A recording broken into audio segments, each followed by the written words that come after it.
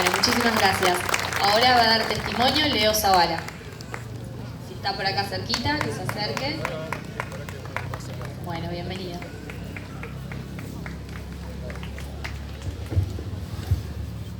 Hola, buenas noches. Tengo 48 años. Hace 30 años tuve la posibilidad de hacer el profesorado de filosofía en la Universidad Nacional de La Plata. Y la verdad que el contexto en esa década fue bastante similar al que nosotros estamos transitando en este momento. Recuerdo las clases públicas donde, como primeras experiencias, la sensación, la sensibilidad era que lo que para la sociedad era algo naturalizado en el buen sentido podía llegar a perderse, porque nosotros cuando empezamos a estudiar desde el punto de vista terciario o universitario empezamos a perder un poco la ingenuidad, esa masificación que se genera muchas veces en los medios masivos de comunicación cuando no son críticos. Y esa pérdida de ingenuidad nos hizo ver que cuando empiezan a buscarse artilugios discursivos como que en cualquier momento las auditorías muestran corrupciones masivas o que es demasiada la cantidad de estudiantes que no egresan, o que en definitiva la universidad no cumple con sus obligaciones, o por qué toda la sociedad le tiene que pagar con impuestos a los profesionales, nos damos cuenta que detrás viene algo bastante planificado, que no es ingenuo, y que es precisamente que nuestro país sea, como por ahí decíamos, bastante parecido a otros países de la región que convierten la educación universitaria y terciaria en un privilegio. Gracias a la posibilidad de tener esas clases públicas, gracias a la posibilidad de tener materias críticas del pensamiento, aprendí algo que no me había pasado en la educación secundaria, y era que uno puede aprender en una universidad y en un instituto a pensar el presente. No se piensa solamente el pasado, se piensa el presente. Nos constituimos como sujetos, formándonos, leyendo e interpretando. Y la verdad que en la década del 90, en el año 94, con mis primeras clases en la facultad, supe todo lo que era el neoliberalismo con la primera cátedra que tuve. Y todo lo que decían que iba a pasar se terminó concretando. Y a pesar de que nos parece que esa década del 90 estuvo lejos, la podemos ver palpable hoy en día en una enorme cantidad de cuestiones. Por ejemplo, toda vez que se hable de meritocracia, pensemos que nos están diciendo que nos tenemos que estar matando unos contra otros. Nadie está en contra del mérito. Todos los que tuvimos la posibilidad de sobrevivir también a una carrera universitaria seguramente tenemos muchos méritos. Pero los méritos no alcanzan cuando la llave no está, cuando no tenemos la llave para poder abrir la puerta de una casa de estudios, cuando no tenemos la posibilidad de algo que aprendí en la ciudad de La Plata, a pesar de que es una gran ciudad, de que los docentes universitarios, los que publican los textos que uno se termina formando, los que publican en idiomas extranjeros, los que no trascienden cotidianamente, te llaman para ver cómo andás, te alientan a que estudies cuando te ven con algún tipo de debilidad. O sea, nos demostraron, y tuve la posibilidad de decirlo y de verlo, que la educación universitaria, la educación terciaria, la universidad y los institutos nos acercan desde una perspectiva humana, precisamente a una mejor concreción de los derechos sociales y de los derechos individuales. Toda vez que nosotros creemos que la universidad es un derecho individual, nos perdemos la mejor parte. La universidad, los institutos son la posibilidad de tener una sociedad mejor. Hay que leer un poco más y darnos cuenta cuántos profesionales siguen haciendo falta en Argentina. No solamente en provincia de Buenos Aires, no solamente en la cercanía, en los lugares más complejos también de nuestro país, por condiciones de trabajo, por diferentes razones, solemos estar bastante lejos de tener respuesta a todas las necesidades formativas, y venimos pensando hace bastante tiempo que el contexto actual de incertidumbre nos hace ver que cada vez necesitamos mayor cantidad de profesionales. Entonces, no caigamos en las discusiones de qué intereses individuales se defienden. Tomemos conciencia, es una necesidad colectiva. Y también quiero pensar algo que no estuvo apareciendo, pero lo pienso bastante. ¿Qué perspectiva tenemos los graduados de las universidades? Es decir, ¿verdaderamente nos reconocemos hijos de una sociedad que nos dio mucho al darnos la posibilidad de hacer una carrera? ¿Verdaderamente volvimos con la expectativa de empatía y de solidaridad con las necesidades que sigue teniendo gran parte de la sociedad? ¿O nos creemos que fue todo un mérito individual?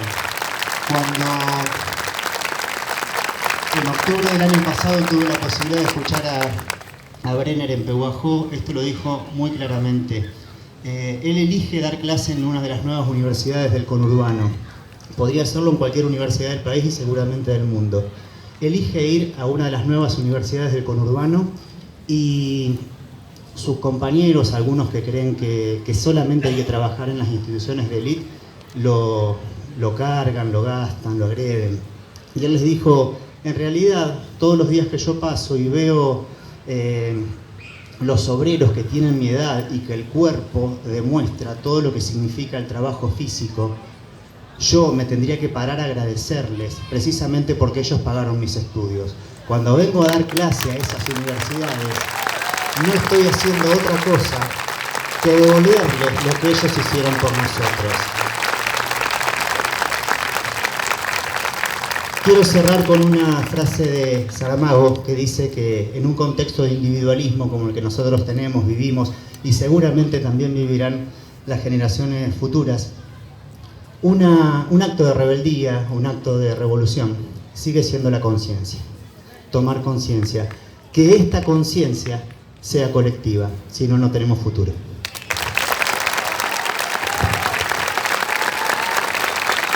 Muchas gracias. Ahora tenemos a Silvia que quiere acercarse a compartir su experiencia.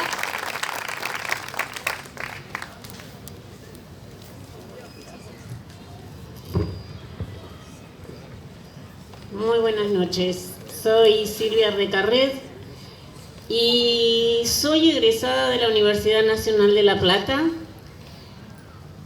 Cursé mis estudios y me recibí en la época de la dictadura militar.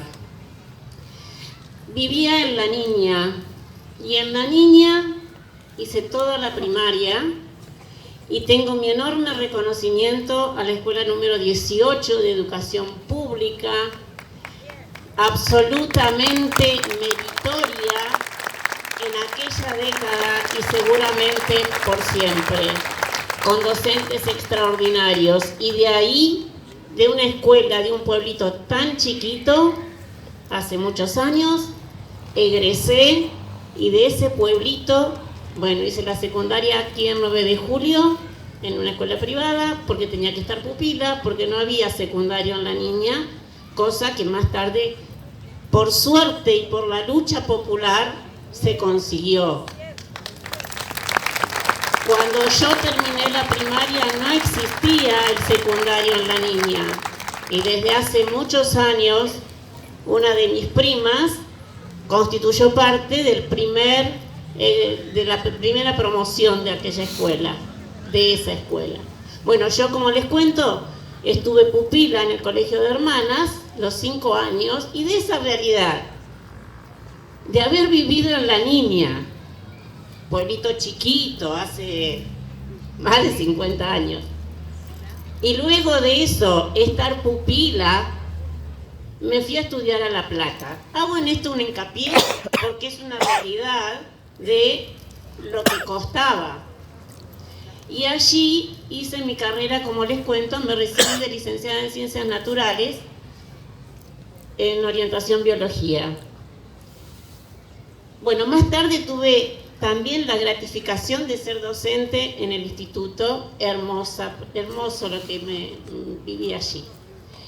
Pero retomando lo que fue mi época de estudiante universitaria, aquello, y de acá hay varios que tal vez ya estuvieron también, en La Plata, la década de la dictadura era terrible. En aquellos momentos uno entraba a la universidad y salía de la universidad, y bueno, yo cursé en el Museo de Ciencias Naturales. En aquel momento se cursaba allí. Allá tengo una compañera que me hace que... En el Museo de Ciencias Naturales, lugar público, estatal, donde están en las vitrinas justamente los resultados de los enormes científicos y académicos que tenemos en la Argentina. Cuando puedan, vayan al Museo de Ciencias Naturales de la ciudad de La Plata. Es de los más importantes de Latinoamérica. Y no sé si más. Bueno, allí se formaron enormes científicos. Las carreras que allí se cursan pueden tener salida docente, con una formación docente, pero tienen en su gran mayoría salida científica. Cosa que cuando yo me recibí, tenía un muy buen promedio y la intención de hacerlo, me presenté a la beca del CONICET, pero la dictadura tenía determinado que para las formaciones de ciencia no asignaba fondos. Con esto quiero decir que la historia que hoy desgraciadamente nos toca vivir tiene reiterados episodios, desgraciadamente. Pero lo alentador de eso es que a eso tan desgraciado, le oponemos manifestaciones como estas. Y como muchas otras que hoy sucedieron en todo el país, por suerte, porque tenemos corazón, tenemos formación, no queremos muchos de los argentinos a ser individualistas, estamos convencidos y creemos que lo comunitario vale. Y para terminar, yo quiero hacer referencia a algo que desde que llegó este gobierno y con yo creo que las acciones políticas son absolutamente válidas, más allá de las acciones partidarias en donde podemos tener diferencias o distintos puntos de vista a los cuales es absolutamente respetable desde mi ubicación. Lo que sí quiero decir, más allá de que esto pueda parecer una postura partidaria, no puedo dejar de pensar, hoy estamos aquí reunidos y ha habido una movilización nacional por la universidad, por la educación pública y por todos estos valores.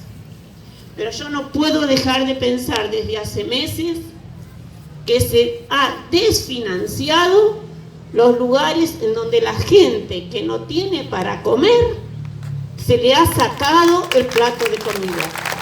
Y a eso yo voy a poner un ejemplo que puede parecer desagradable. Pero desgraciadamente en nuestra sociedad, así como escuchamos tantos gestos generosos, respetuosos, dignos, comunitarios, desgraciadamente también nos toca escuchar y convivir con personas que critican a quien tiene necesidad y que no los comprenden. Y creo que en eso tenemos que poner una militancia fuerte. ¿Alguna vez te ha pasado que tenés ganas de comer algo? A mí me ha pasado y tengo solvencia económica, gracias a Dios, y la he tenido en toda mi vida.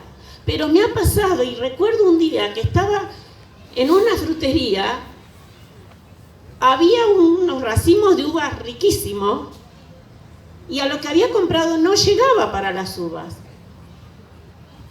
Y se lo manifesté, mira, no las llevo. Y nos ha pasado muchas veces, no las llevo porque no me alcanza. No importa, Silvia, llévala. Yo tengo el crédito de la persona que tiene su negocio para que me lo dé. No importa, Silvia, llévala. Y yo no tengo la necesidad urgente de la comida. Pero resulta que el que tiene la necesidad urgente de la comida, en gran parte de sus días, le falta el crédito de todos los demás, nosotros, para lo que necesita. Y muchas veces, ¿saben lo que pienso? Y en esto voy a dar un ejemplo que puede ser desagradable, como les decía. ¿Nos ha tocado alguna vez estar en el baño y no tener papel higiénico? Circunstancialmente. Está en el mueblecito de al lado. La incomodidad es espantosa. Y sin embargo, criticamos a esas personas que no tienen ni baño, que no tienen ni agua. que no tienen lo más básico. Yo en mi baño tengo hilo dental y me cuido de tenerlo todos los días.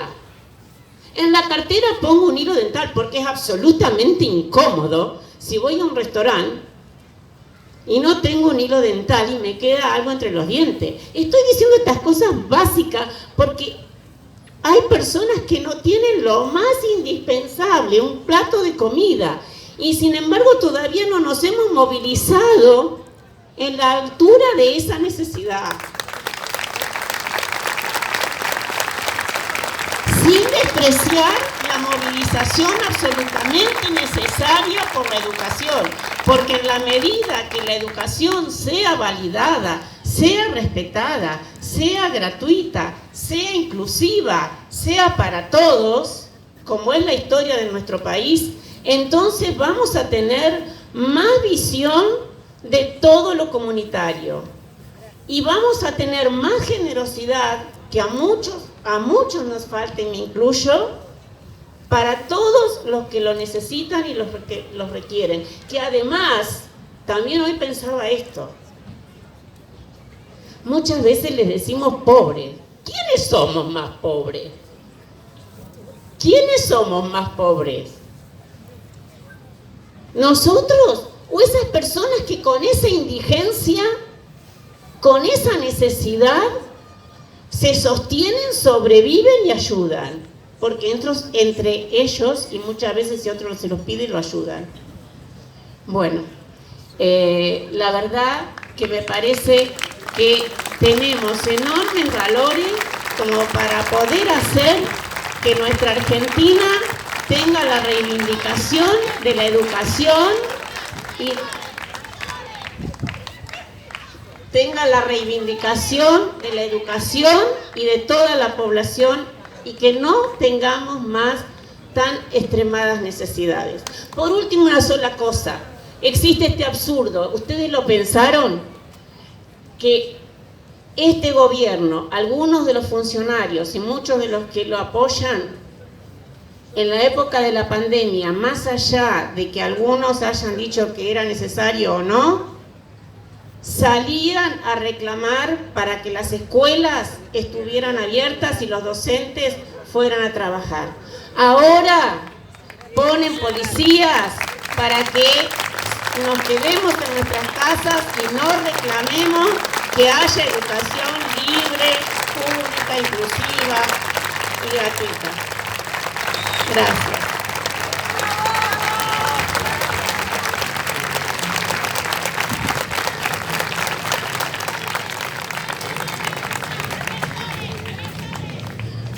Bueno, ahora le vamos a dar la palabra a Juan Carlos Bravo.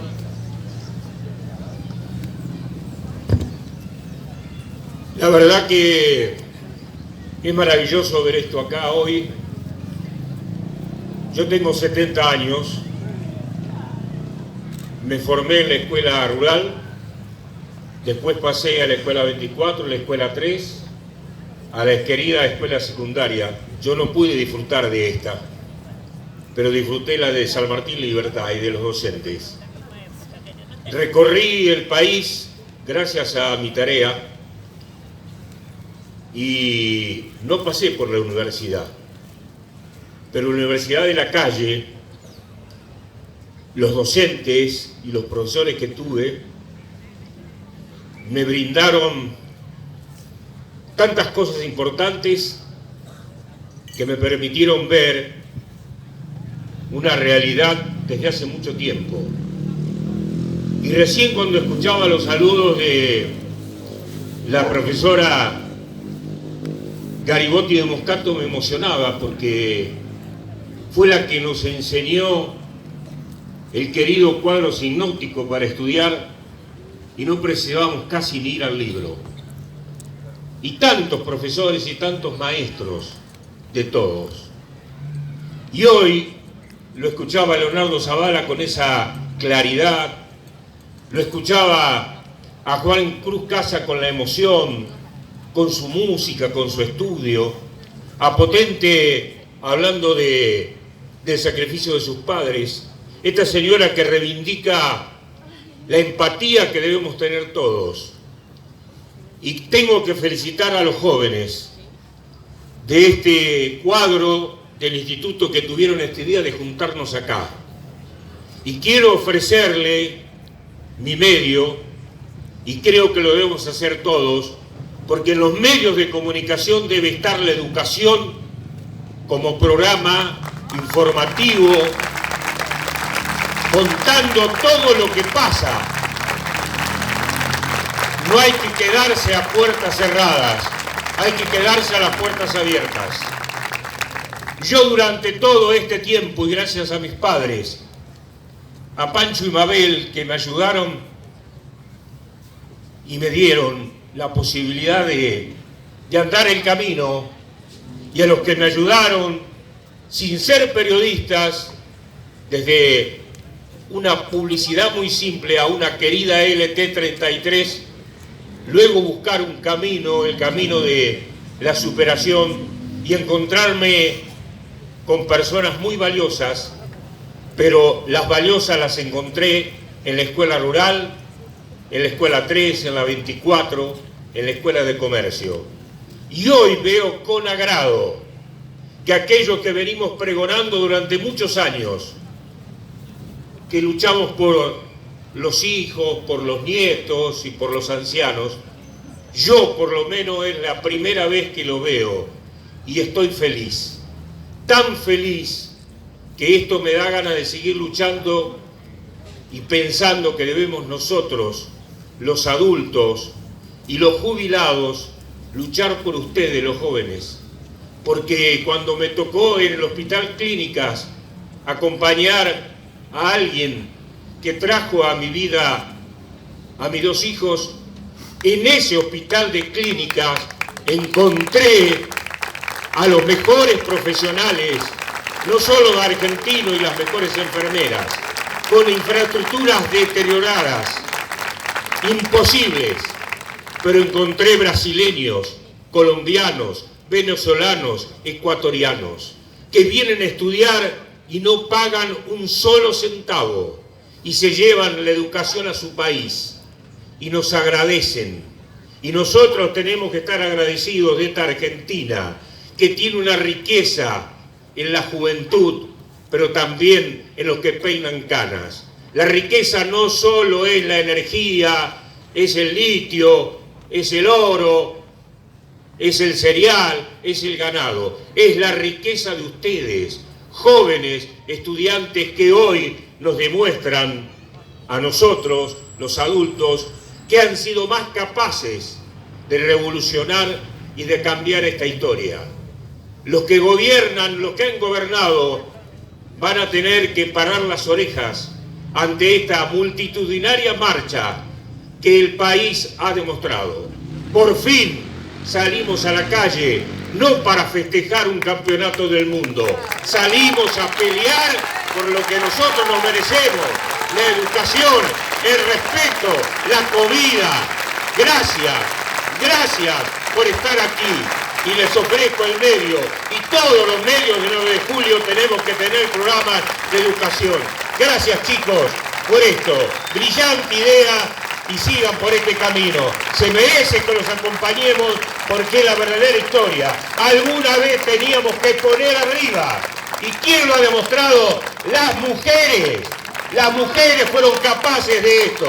Han tenido, realmente voy a expresarme de una manera que no es adecuada, las pelotas que no hemos tenido los hombres. Tienen los ovarios para salir, para luchar desde la casa. Las verdaderas amas de casa que mantienen el hogar, que son las que recorren las calles, y que a veces hay alguien que hoy, porque está un auto estacionado, dice que hay que estacionarlo. No las paren esas madres, las motos que llevan a los chicos al jardín a ponerse la inyección. No le pidan tanta licencia, ayúdenlas de otra manera, los que gobiernan acá en la provincia y en el país. Gracias.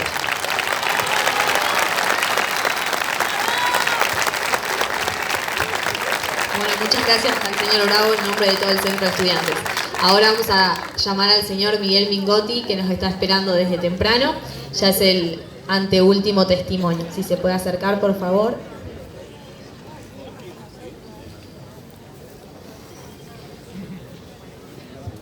noches.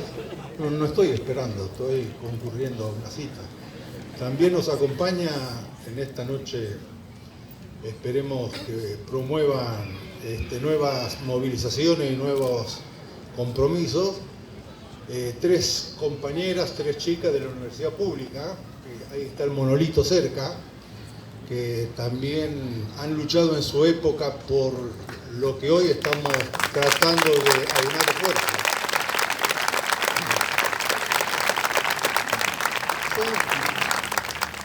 Mi impresión, digamos, no tiene que ver con la cuestión personal, sino que la educación pública es monopolio del Estado desde el siglo XIX, pero la educación pública sin el aditamento de la gratuidad era como un vaso vacío, digamos, y la gratuidad la estableció un gobierno democrático y popular en el año 49. Y la reforma universitaria en el año 18 se gestó en un gobierno popular y democrático, con cogobierno, con democracia, con autonomía, con libertad de cátedra, con elección de los claustros universitarios. Con esto quiero sintetizar como que en gobiernos democráticos y populares los derechos se mejoran en general con dificultades, se avanza, se progresa, y en dictaduras y en democracias fraudulentas como la que hemos vivido, hoy no se necesitan, digamos, las Fuerzas Armadas para reprimir al pueblo, lo vienen haciendo los que mandan de otro modo, a través del manejo, manipular subjetividades y demás cosas, ¿no? Por eso me parece que no hay que naturalizar las cuestiones. Cuando se habla de universidad hay que precisar universidad nacional, gratuita, a partir de cuándo se generó la gratuidad, no es casualidad. Y otro concepto que han venido expresando anteriores interlocutores, algo que está escondido o en general oculto, es que la gratuidad, por el sistema fiscal que tiene la Argentina, quien más paga tributo son los sectores más pobres, digamos, porque se consumen absolutamente todo lo que obtienen. Es decir, que los pobres, los jubilados, los obreros, los trabajadores, la clase media desposeída, son los que efectivamente financian la educación pública en la escuela o en las universidades. Y creo que otro concepto que por ahí tengo alguna diferencia, está bien la educación, el acceso a la educación, pero no solo a la educación genera una mejora sustantiva, sino que tiene que ver también con las decisiones políticas que se asumen cuando se hace un acto eleccionario, digamos, porque que hoy haya 60% de pobres y estar hablando de la universidad pública y gratuita parecería como que un despropósito, en el sentido de que deberíamos anteponer la urgencia de la pobreza a esta cuestión, pero es una sumatoria. Me parece que son esos conceptos que me gustaría recalcar, digamos. Los esfuerzos individuales no existen, hay esfuerzos colectivos, y tampoco la universidad debe ser la herramienta de generar títulos de nobleza para que luego los profesionales, digamos, en vez de transformar o ayudar a contribuir a mejorar la comunidad, el vecino pasa a ser cliente o usuario o consumidor, digamos, ignorando que le financiaron la carrera de algún modo los sectores más postergados. Bienvenido.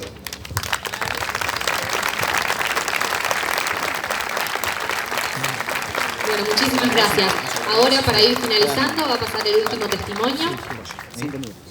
Okay. El señor Tinelli. Muy buenas noches, mi nombre es Gustavo Tinetti. Hoy una docente me animó a que diera algún testimonio en el marco de haberme formado en universidades públicas, digo universidades públicas, o en este caso en la Universidad de La Plata y la UBA, por haber hecho la carrera de periodismo y de derecho. Pero el tema central, que una de las cosas, acá estoy mirando a un ex intendente, abogado, egresado de la Universidad Nacional de La Plata, gran colaborador de los centros universitarios y promotor permanentemente para que aquellos que no tenían posibilidades pudiesen estudiar, y como es el doctor Ormachea. Así que quiero también hacer un reconocimiento a ellos.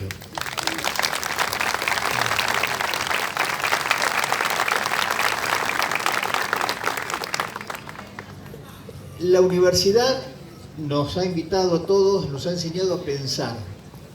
Y ahora que ya que lo cité al doctor Ormachea, seguramente hay algún otro abogado acá, cuando mirábamos los programas de estudio, permanentemente en cada uno de los temas a desarrollar, nos explicaban la naturaleza jurídica, nos pedían la naturaleza jurídica. Y al principio, claro, uno novato, nos hacíamos preguntas, ¿qué significará eso?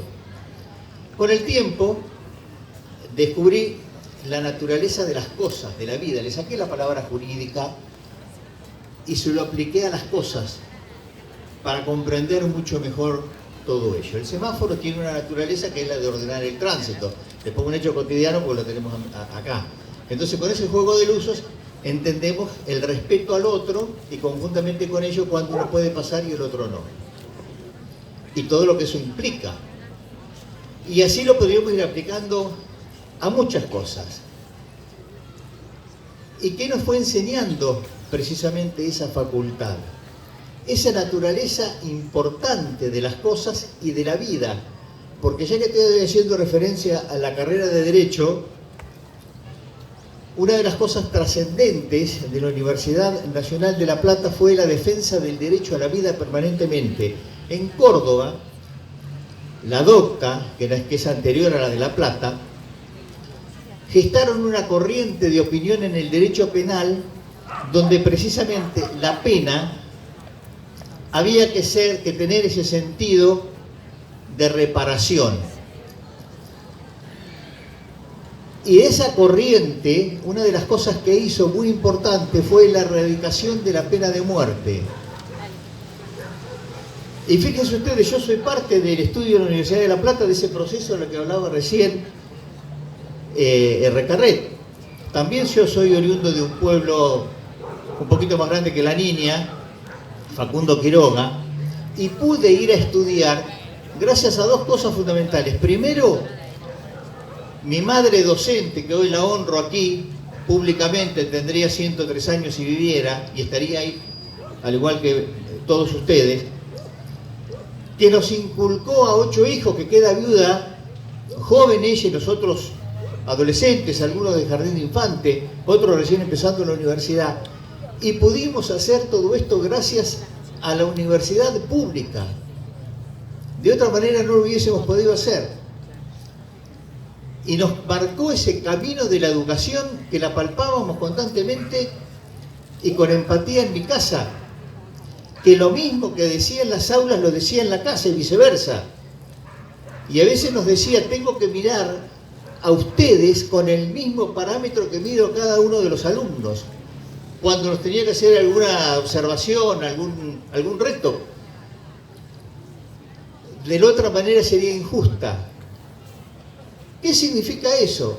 Mirando esto que les decía de la naturaleza, de las cosas, de la vida. No solo el tema de empatía, sino que también lo estaba preparando para la vida en el principio de la igualdad, en el principio de las oportunidades, y que le abría la cabeza absolutamente a todos para que cada uno tenga precisamente, propios o ajenos, esas posibilidades. Y voy a contar una anécdota de esto de la naturaleza de las cosas, ya que dije lo del derecho penal. Con esto que voy a decir no quiero incomodar absolutamente a nadie porque es un hecho totalmente descriptivo. En el año 1978 o 79, que regía el proceso de